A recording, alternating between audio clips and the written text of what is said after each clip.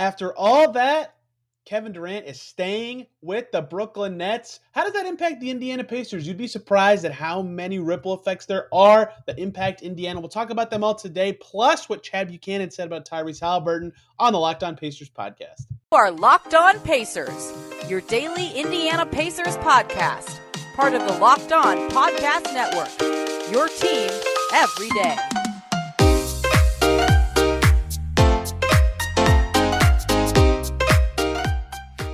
Welcome in to another edition of the Locked On Pacers podcast, where we, of course, talk about the Indiana Pacers. As always, my name's Tony East. I cover the team for Forbes and the Westside Community News. And today, diving into the biggest news around the NBA, Kevin Durant staying in Brooklyn. How does that impact the Pacers? What ripple effects could it have on them this season, maybe even beyond? How does that change their offseason strategy? There are surprisingly quite a few ripple effects of KD staying in Brooklyn to the Pacers, even though Durant probably not coming to Indiana directly in a trade. Plus, at the end today, Alex Kennedy of Basketball News did a great interview with Tyrese Haliburton and Chad Buchanan, Pacers GM. We'll talk about that for a little bit, which is great. And then tomorrow, player interview with a guy who played in Summer League. Next week, we got another player interview. So lots of fun stuff coming on Locked On Pacers. I apologize if my voice fades off or sounds stuffy. I am a little sick, but that is not going to stop us talking about the biggest story around the league. Kevin Durant staying in Brooklyn. The Nets put out an official statement with Kevin Durant's company logo on it. The wildest thing I've ever seen to see that come out. That was crazy that the boardroom logo was on there. Anyway, Kevin Durant staying with the Nets. He meets with their ownership group, their GM, their head coach, gets it done. What does that mean for the Pacers? I mean, that's a huge deal, right? Seismic shift in the Eastern Conference. One of the best five players alive. In my opinion, the number one best player alive is staying in the East, is staying with the Nets. That team should be really good now. So obviously the Pacers were not going to get Kevin Durant. I already said that. I think that was pretty obvious in this. But that doesn't mean they weren't going to be involved, right? I did a podcast early in free agency, roughly July 7th, I think, if you want to go listen to it, about how the Pacers can be opportunistic in a KD trade. And most of that was the structure. The discussion was 3-team deals. The Pacers, by being a team with a bunch of cap room and a bunch of desirable vets and some quality young players, are like the prime team, them in San Antonio, really, to swoop into 3-team trades and scoop up assets or send away something like a vet to get a young player from another team to just balance things out for the two parties that would have agreed. For example, in the James Harden from Houston to Brooklyn trade, Jared Allen was involved, right? And the Rockets were like, we don't want Jared Allen. You know, we would rather have a pick than him. So they sent Jared Allen to Cleveland, who sent a first out instead. You know, that is something the Pacers could have, in theory, done, is acquired a young player they like in that way, or just shifted the pieces around. And so those options are now gone. And, you know, I obviously it didn't happen, so it sounds like I'm just making stuff up that they could have been involved in a 3-team trade, but they are in the perfect position like the Cavs were then. They were a young team with some flexibility, with the right pieces to make something like that happen. The Pacers are structurally, in theory, in a good spot to do something like that. And we'll talk about ways they still can later in this segment. But you know, that is not an option with Brooklyn anymore. And in fact, what made him even more of a perfect fit, in theory, for this Brooklyn 3-team trade is Brooklyn's in a rare position, or they were before Kevin Durant decided to come back, where they were trying to trade away a mega superstar and they weren't going for a rebuild because they already sent all their picks away to the Rockets in the James Harden trade. So they wanted good stuff. They wanted to be a good team. And so the Pacers vets, Buddy Hield, Miles Turner, whoever, are more desirable to them in this situation. Usually, you know, these trades are Kevin Durant for a bunch of assets. The Pacers instead, by having the vets, can sort of could have, in theory, tipped the scales and that sort of thing. So that is now just off the table, right? That is the most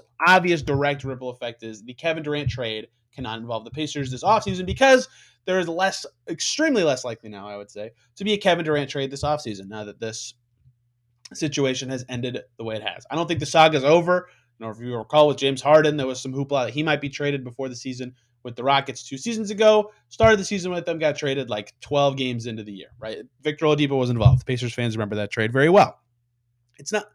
Might not be over yet, but I think it's possible that it's over. And I definitely think it's less likely that Pacers are now involved in this, especially in the offseason. However, another pretty big ripple effect You got to travel from one coast, one big market team, to another out in Los Angeles, because a big ripple effect and a kind of a holding thing that's been happening this offseason has been the Lakers and Kyrie. There's been some reported interest between Kyrie of joining the Lakers and the Lakers of getting Kyrie, and they also want to trade Russell Westbrook. And part of the discussion is, they've been waiting to do stuff until they know if they can or can't get Kyrie. That's been reported a few times by a few very plugged in insiders. Well, now, if Kevin Durant is going back to Brooklyn, you have to imagine they're going to try to keep Kyrie and be as good as they possibly can be with the resources that they have. So the Lakers now, most likely at this stage of time, out on Kyrie, or less likely to get Kyrie. Again, this is a little bit of conjecture and piecing together some other people's reporting, but it seems like a ripple effect of Kevin Durant staying in Brooklyn is the Lakers are now less likely to get Kevin Durant's teammate in a separate trade. How does that impact the Pacers? Well, now the Lakers have more, Russell Westbrook would have had to likely be in a Kyrie trade just from a salary perspective. He wouldn't have to be, but having Russell Westbrook and Kyrie would be hilarious. So the thought here is, now that they can't get Irving, what if the Lakers pivot and say, okay, we'll do different Russell Westbrook trades? And they previously, as has been reported by Shams Charania and Bob Kravitz in The Athletic, had discussions with the Pacers about this Russell Westbrook for Buddy Hield and Miles Turner trade that has picks going to the Pacers. Obviously, that didn't happen because we would have talked about it as something that happened. But the reporting suggested the Pacers wanted more assets from the Lakers. Okay, that is possible and something that makes sense, and I'll talk about that briefly in a second. But that kind of structure seems like something the Lakers might be willing to turn back to now that they can't or are less likely to be able to acquire Kyrie Irving because of Kevin Durant staying with the Brooklyn Nets. And the other factor for the Lakers that has changed since this KD saga began almost 2 months ago. It's late August. This started on June 30th. I am so glad that after this podcast, I don't have to say the words Kevin Durant until the Pacers play the Nets in a few months. This was ridiculous. I can't believe people like talking about this stuff this much.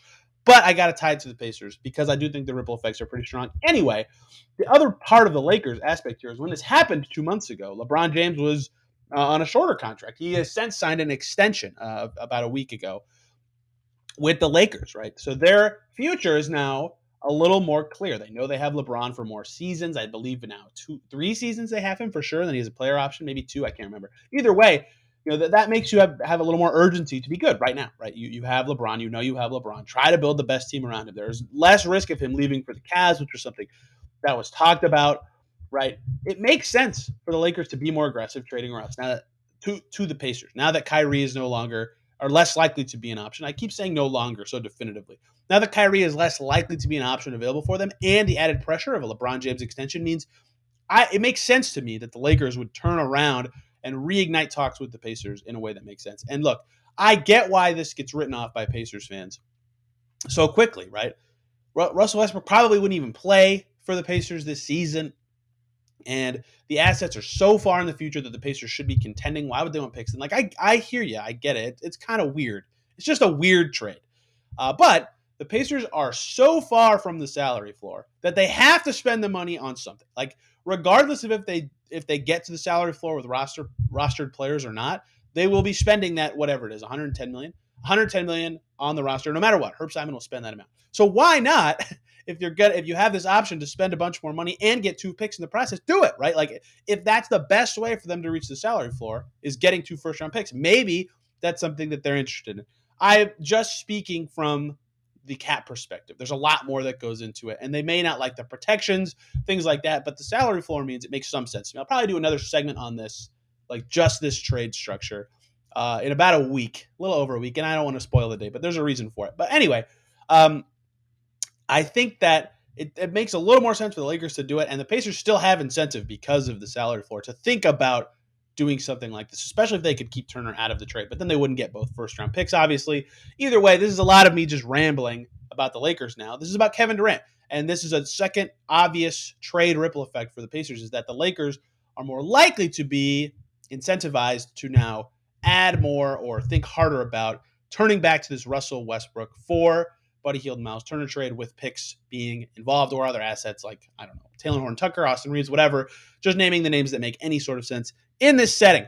If that all makes sense, great. If it doesn't, because I talked about some salary cap stuff or a lot of conjecture, I'm on Twitter at TEastNBA. I'll point you in the direction of some reports to try to connect some of the dots for you. Let's talk about the Eastern Conference with the Nets now back on the perch, or hoping to be on the perch. I don't think they're the best team in the East, not even close. But in that echelon, what does that mean for the Pacers? Before we do that, though, a quick message to you guys from NHTSA. You're hanging out with some friends and putting back a few drinks. A few becomes a few too many. As the evening comes to an end and people start to head out, you think of calling for a ride. Nah, you live nearby. You can make it home okay. It's no big deal. What are the odds you get pulled over anyway? And even so, what's the worst that could happen? Your insurance goes up. You lose your license. You lose your job. You total your car. You kill someone. Everyone knows about the risks of driving drunk. The results are tragic and often deadly. However, that still doesn't stop everyone from getting behind the wheel under the influence. That's why police officers are out there every night looking for impaired drivers on our roads to save lives. So if you think you're okay to drive after a few drinks, think again. Play it safe and plan ahead to get a ride. It only takes one mistake to change your life or someone else's forever. Drive sober or get pulled over. Thank you, as always, for making Locked On Pacers your first listen today and every single day. For your second listen, hop on over to Locked On Nets. They got all the Kevin Durant stuff. They've got all the angles covered because they've been covering this saga for months and months, literally months. I don't know how Adam and Doug have survived these months talking about Kevin Durant. But alas, they will be covering Kevin Durant this season. The ripple effects in the Eastern Conference. Look, let's not sugarcoat where the Pacers are in this situation. The Pacers were not going to be better than the Nets, even if the Nets didn't have Kevin Durant this season. It's not like this changes the Pacers' spot in the standing. Also, the Nets picks a swap to Houston this coming season. So, like, there's still incentive to be bad because Houston's likely going to be bad, and, like, you can still get a good pick. But either way, they don't own their own pick in a way that made it worth it for them to tank. All that to say, the direct standing impact, the most obvious one, there's little. Like, the Nets would have been better than the Pacers anyway. If they keep Kevin Durant, they'll be better. But that is not at all where I think that the standings impact matters to the Pacers in this situation. No, the opposite. The Nets are going to be good. They should be good. I thought they'd be good last year, and they were the 7th seed, which is not good.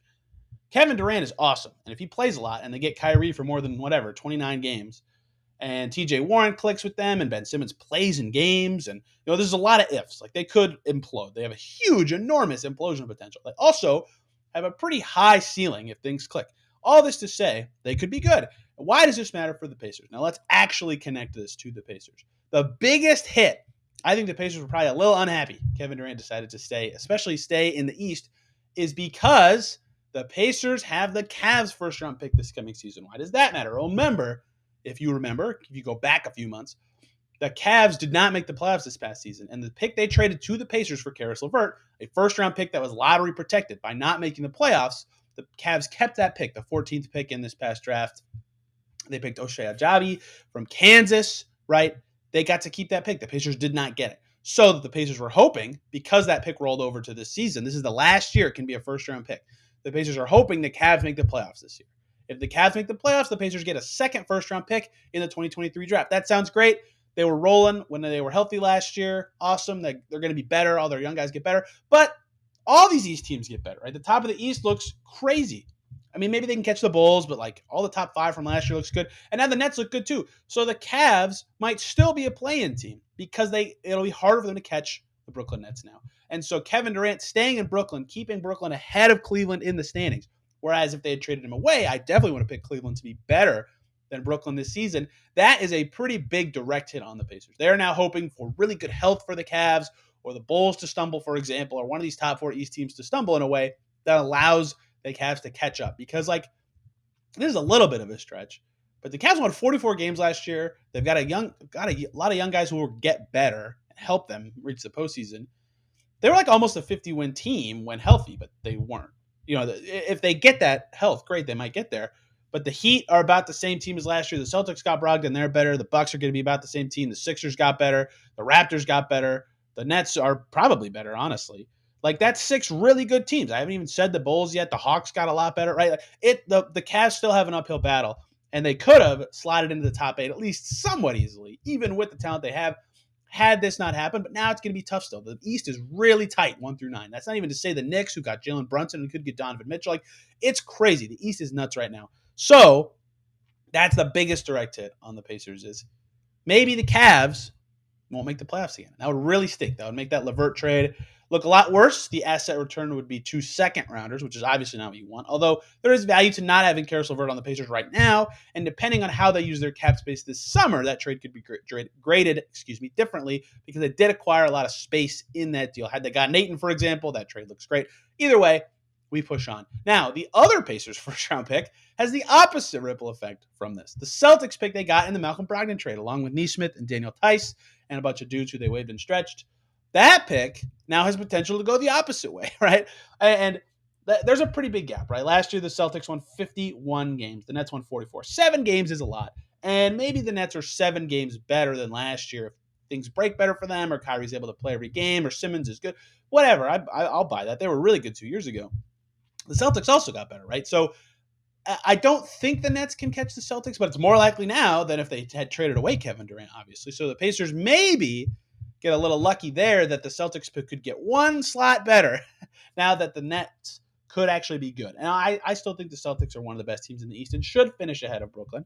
But the chances of that pick falling down a little farther is now a little higher, right? So that's a small positive ripple effect. But the net pick impact from the Pacers, yikes, they do not like this. They would like the Cavs to make the playoffs. That is much more likely.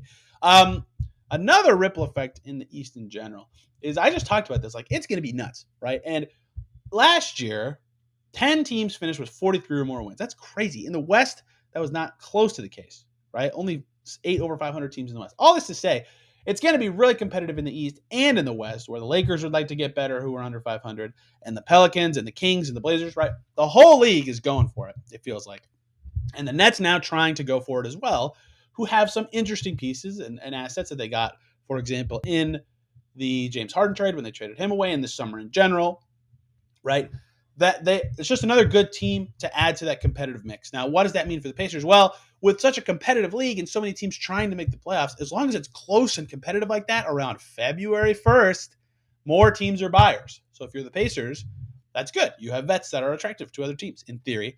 If they want a Buddy Hield, if they want a Miles Turner, a TJ McConnell, a Daniel Tice, whatever, they might become more appealing to these teams. Also, salary dumps are needed, or 3-team trades might be needed in that setting where buyers are plenty, right? The Pacers, by having more buyers and less sellers at the same time, could in theory be in a stronger position. This is a bit of a stretch. It kind of relies on a lot of projections, but if teams are as good as they intend to be, the Pacers will be better off for this. One less team in their direction, in their market when the trade deadline comes is great, right? They could be in a position of power at the deadline. They were last year, right? Think about the trade deadline last year. I think there's an under-discussed point about the 2022 NBA trade deadline. There weren't that many sellers, right? If the Kings wanted to get an all-star player, and all-star players get traded way more now than they used to, but it's hard to get an all-star player.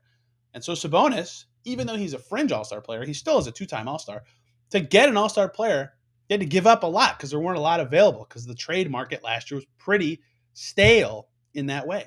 So that helped the Pacers. They got Tyrese Haliburton out of that. Like, I'm not saying that exact large magnitude of a trade, but those sort of positions of power matter a lot. And remember, the Kings and Pacers had almost the same record at the trade deadline last year, but the Kings are right in the thick of the West race, and the Pacers were totally out of it in the East, right? Like, the records and the standings matter in a way that having another team in the mix, which the Nets now should be, means there's another buyer. That's good news for the Pacers. A lot of ripple effects from this KD stuff. And the Pacers, at the end, though, still probably hoping the Nets completely implode this year and sell off their stuff, or want to make a KD trade, or want to make a Kyrie trade, because the best case scenario for the Pacers in all this is still that they can scoop up assets in a 3-team deal or get salary and take back assets that way. That's still their best outcome, I think. But so they're still hoping for the Nets implosion, because that would lead to the most likely circumstance of that happening. But in general, between the Cavs pick, the Celtics pick, the upcoming trade deadline ripple effects, some net impacts on the Pacers that they'll have to keep an eye on this season. And in general, the Cleveland, the Pacers really want the Cavs to make the playoffs. Like, the Pacers would like to get swept by the Cavs this season, and this KD news reinforces that even more so as the season comes on. So that's all the ripple effects to me, that maybe there's more here. Like, TJ Warren now is playing on a much better team. I can't wait to see how he fits in on the squad. Edmund Sumner as well, two Pacers over there. But there's a lot of big ripple effects, obviously, on the whole league from this KD stuff, the way it went down. And I'll be curious, maybe Lance can now find a team, right? Like teams that were in a holding pattern can now sign players, knowing that, okay, the Kevin Durant stuff's over. All this to say, there's a bunch of ripple effects. Those are all the ones that I think really matter for the Pacers. Maybe there's more. If you want to let me know, I'm on Twitter, like I said, at TEastNBA. Let's talk about one more thing, and that is it's Reggie Miller's birthday today for me recording, not for you listening. But either way, it's Reggie Miller's birthday, and there was just a fascinating quote involving Tyrese Haliburton and Reggie Miller from Pacers GM Chad Buchanan. I want to talk about it, what it means, and a little bit about Haliburton because it's August, and I love when Pacers content comes out in August because I get to talk about it and share my opinion. So let's do that. But before we do that, I want to talk to you guys about BetOnline.net, the fastest and easiest way to check in on all of your betting needs. You can find all the latest sports odds and info over at BetOnline.net. Number one source for all those odds and lines and games. They've got reviews of every league: MLB, NFL, NBA, NHL, combat sports, esports, golf, you name it. They've got it over at betonline.net, who continues to be the top online resource for all your sports wagering info, live in-game betting, esports, podcasts, you name it, they got it. They got preseason action up there, including all the Colts games, the ones they played. They play the Buccaneers this coming weekend. Colts favored by 5.5 at home in that game. Who knows if Tom Brady, who finally returned to the Bucs, is going to play. Head over to BetOnline today to see those odds or use your mobile device to learn more about the trends and the action at betonline.net. BetOnline is where the game starts. Thank you, as always, for making Locked On Pacers your first listen today and every single day. For your second listen, go over to Locked On Kings with Matt George. He just talked about this Tyrese Haliburton stuff on his show. Now I'm going to do it from my perspective, but Matt George, super creative guy. Locked On Kings is fantastic. If you want to hear more about Domas Sabonis' new team, that is the place to go. Let's talk about this. Alex Kennedy of Basketball News, great job on this interview. Talked to Tyrese Haliburton and Chad Buchanan about the trade, Tyrese being here in Indiana now. And straight up, no mixed words. Chad Buchanan told Basketball News and Alex Kennedy, we're going to build our team around him. Boom, there we go. If you had any questions about who the Pacers viewed as their cornerstone, their core guy, they just drafted Ben Mather, number 6 overall. This is not a shot at any other player, by the way. They're that high in Haliburton. I think they should be. He's a very good player. Boom, there you go. There's the GM telling you the guy they're going to be building around. A quality ball handler, a quality young ball handler who could break the franchise assist record this season. But the Reggie Miller comparison, first of all, happy birthday to Reggie Miller. Got to see the 8 points, 9 seconds highlight all over Twitter today, which was very fun. The Reggie Miller comparison came right after that from Buchanan in this article where he says, we see him as hopefully being the next Reggie Miller. We had a Reggie Miller mural painted on a building in downtown Indianapolis, like a block from my apartment. And I think our dream is that one day Tyrese will have his own mural somewhere in downtown Indianapolis. Wow. Big, big words there. I mean, it's pretty rare in the NBA these days for that to happen in general, for a player to stay with a franchise for that long. Like Udonis Haslem just got massively celebrated for his doing that with the Heat. Either way, that would be, first of all, full stop, that would be wonderful for the Pacers franchise. Like, they would love that. He's already good and putting up numbers in a way that are super unique. Like I've said on this show a lot, one of 8 seasons ever in NBA history for a player in their first 4 years of their career to average 15 and 8 and shoot 38% from three. Haliburton did it last year. 8 guys, 6 of those 8 seasons were by guys who went on to be All-Stars. I think Tyrese Haliburton will one day be an All-Star. If he can be here for a long time, that would be huge. Now, there are some interesting ripple effects from this. Like, this is not ripple effects. That's not, just signals. And I think that everybody kind of knew that Tyrese is the centerpiece, the cornerstone for this franchise. It's not a secret but to hear Chad Buchanan be so positive in this praise and to really put a stamp on it and to say, yes, this is our guy. We love this guy. We're building around him. Like, that is the first we've really heard them say, like, we are building around a certain player.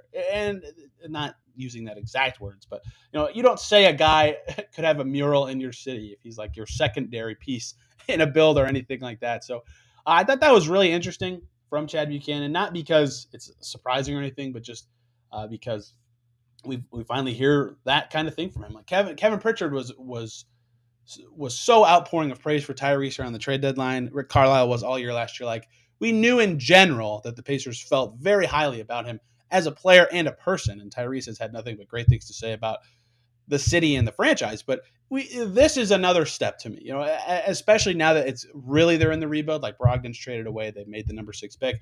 To hear them say it is just so fascinating. And Tyrese, of course, was asked about that which I thought was interesting. You can read it all on Basketball News, but thankfully the Indy Star has it right here in order for me to say. But the way I look at it, that's not for me to decide, is what Tyrese Haliburton said about that. I guess that's more for fans and media to decide who that is. If people say it's me, I guess I understand. I mean, it could have been a lot of guys. It could have been PG. It could have been Vic. It wasn't. Could have been Jo. Obviously, that had a little bit different circumstances. So, yeah, I mean, I guess he's got a shot. He's the best shot of anyone on the team as of right now. And I'll be curious to see what his future holds. Like, all this stuff can change so fast in the NBA these days. And I thought this quote was really interesting. Tyrese was talking about the Kings, and he said, "The other day I was just writing down regrets I have in my life, unfulfilled expectations and resentments, and the only resentment I could come up with in my life right now is the Sacramento Kings, and I don't want to hold on to that." That is crazy to me. Like, he really embraced that franchise, and they traded him away. And the Pacers will hope that he gives them a similar embrace. And if he does, that would be a factor in him being the next Reggie, him wanting to be here, not past restricted free agency, but in unrestricted free agency, even beyond that, building, going through the ups and downs. And that's good for both a franchise to have a good player like that, but also for a fan base to just be ignited. Like, even the Blazers, who have had one really solid season of the Damian Lillard era, a conference finals, just like, fans can attach more to a team that they've gone through the ups and downs with. And having Dame through his whole career, I think, has been important for Portland. You know, the Warriors, homegrown superstars, they're really popular. The Bucks, same kind of deal, right? That can be big for the Pacers. So big time commitment from the Pacers to come out and say he could be the next Reggie Miller. Tyrese also said in this article, if I'm being completely honest, that trade is such a blessing for me. It's so easy now to look at it that way, but it's a complete blessing for me to be in the situation I'm in, to have the ability to showcase what I can do and play my natural position. Ooh. So, of course, playing next to De'Aaron Fox, not ideal for him now here in Indiana. And hey, Malcolm Brogdon got traded, a big factor there as well, in allowing him to play his natural position more often. Another evidence factor that the Pacers view him as the guy, the franchise cornerstone.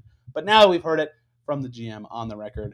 Fascinating stuff. Good stuff from Alex Kennedy. You can read it all in basketballnews.com. Tyrese Haliburton and Chad Buchanan talking in August is, of course, something that I am interested in as someone who covers this team. Tomorrow, assuming I have enough time to write in the next 2 days and I don't get too sick to not, player interview should be up. It's already recorded, but I'm putting it out at the same time as an article. It's a lot of moving parts. Anyway, player interview should be up tomorrow, and then another one early next week, which will be really cool. And then also going to talk about when could the Pacers next make the playoffs in a future show. And one more what if this month, probably early next week. And yeah, there's a lot of good content coming here on Locked On Pacers. If you enjoyed today's show, thank you very much. We're free and available on all platforms, including YouTube. You can follow me on Twitter at TEastNBA, and the show Locked On Pacers on Twitter at Locked On Pacers. Thanks for making us your first listen every day. Locked On Podcast Network is your team every day. Have a good one, guys, and we will see you tomorrow.